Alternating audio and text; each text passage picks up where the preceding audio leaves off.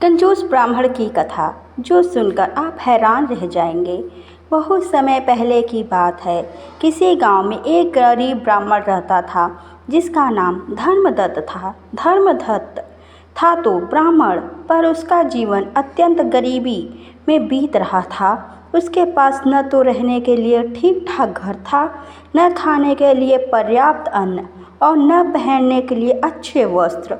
वह किसी तरह भिक्षा मांगकर या कभी कभार छोटे मोटे यज्ञ कराकर अपना गुजारा करता था। इस निरंतर अभाव और गरीबी ने उसे धीरे धीरे अत्यंत कंजूस बना दिया था। वह पैसे पैसे के लिए मरता था और उसे खर्च करने में उसका दिल कांपता था। एक दिन धर्मदत्त को एक बड़ा अवसर मिला। गांव के मुखिया ने एक भव्य यज्ञ का आयोजन किया था और धर्मदत्त को उसमें प्रमुख पंडित के रूप में बुलाया गया। यह धर्मदत्त के लिए एक सुनहरा मौका था, क्योंकि इस यज्ञ के बाद उसे अच्छी खासी दक्षिणा मिलने वाली थी। उसने पूरी लगन और निष्ठा के साथ यज्ञ संपन्न कराया। यज्ञ के समाप्त होने पर मुखिया ने प्रसन्न होकर उसे एक पूरा घड़ा भरकर जौ दक्षिणा के रूप में दिया। धर्मदत्त यह पाकर फूला न समाया। जौ से बड़ा घड़ा उसके लिए किसी खजाने से कम नहीं था। वह जानता था कि इस जौ से वह अपने जीवन में एक बड़ा बदलाव ला सकता है। उसने उस घड़े को बड़े जतन से अपने घर लाया और एक कोने में सुरक्षित रख दिया। अब उसका सारा ध्यान उस जौ पर ही केंद्रित हो गया। सपनों का संसार। धर्मदत्त हर रात उस जौ के घड़े को निहारता और अपने सुनहरे भविष्य के सपने बुनता। उसकी कंजूसी अब कल्पना के घोड़ों पर सवार हो गई थी। वह मन ही मन हिसाब लगाता रहता कि कैसे वह इस जौ का उपयोग करेगा। एक रात वह अपनी झोपड़ी में लेटा हुआ था और उसकी आंखें घड़ी पर टिकी थी। वह सोचने लगा, सबसे पहले मैं इस जौ को बेचूंगा, इससे मुझे कुछ धन मिलेगा। उस धन से मैं कुछ बकरियां खरीदूंगा। बकरियां तेजी से बच्चे देगी और जल्द ही मेरे पास बकरियों का एक बड़ा झुंड हो जाएगा। बकरियों को बेचकर मैं गायें खरीदूंगा। गायें दूध देंगी और उनके बछड़े होंगे, जिससे मेरी संपत्ति और बढ़ेगी। जब मेरे पास बहुत सारी गायें हो जाएगी तो मैं उन्हें बेचकर भैंसें खरीदूंगा। भैंसों का दूध अधिक होता है और वे अधिक महंगी बिकती हैं। फिर भैंसों को बेचकर मैं एक बड़ा घोड़ा खरीदूंगा। यह घोड़ा बहुत तेज दौड़ेगा और मैं उस पर सवार होकर चारों ओर यात्रा करूंगा। धर्मदत्त की कल्पना यही नहीं रुकी। वह सोचता रहा, मैं एक दिन इसी गांव की सबसे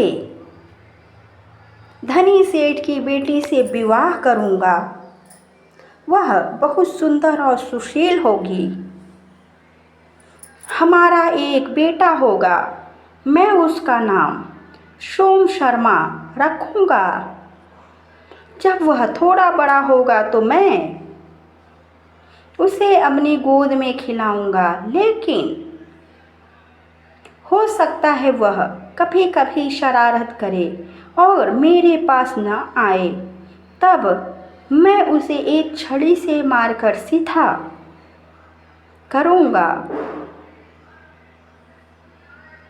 धर्मदत्त अपनी कल्पना में इतना लीन हो गया था कि उसे यथार्थ का भाव ही नहीं रहा। वह पूरी तरह अपने सपनों के संसार में खो चुका था। जब उसने अपने काल्पनिक बेटे को मारने की कल्पना की तो उसने अनजाने में अपने हाथ में पकड़ी हुई छड़ी को पूरे जोर से उठा दिया।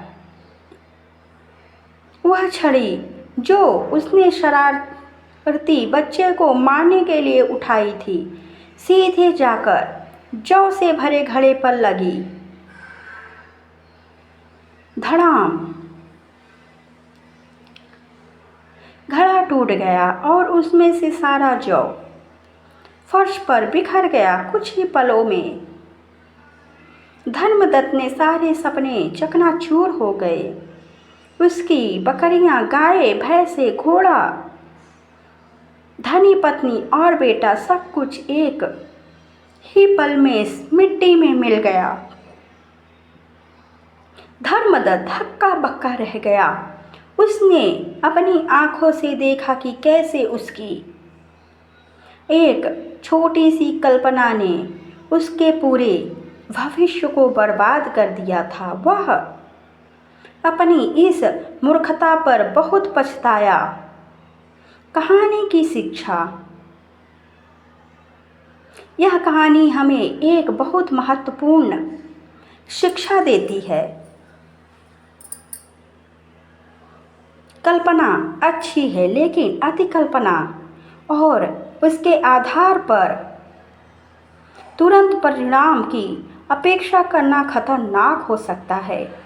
हमें वर्तमान में जीना चाहिए और जो हमारे पास है उसका सदुपयोग करना चाहिए। धर्मदत्त के पास जौ था जिसे वह तुरंत बेचकर या पीसकर खा सकता था, पर उसने ऐसा नहीं किया। किसी भी चीज़ को हासिल करने से पहले ही उसके फल की आशा करना और उस पर पूरी तरह निर्भर हो जाना अज्ञानता है। बिना परिश्रम के केवल कल्पना से धन या सुख की प्राप्ति नहीं होती। धर्मदत्त ने जौ पाने के लिए परिश्रम किया था, लेकिन उसे संभालने और उससे लाभ कमाने के लिए उसने केवल कल्पना का सहारा लिया। अत्यधिक लोभ और कंजूसी व्यक्ति को वास्तविकता से दूर कर देते हैं।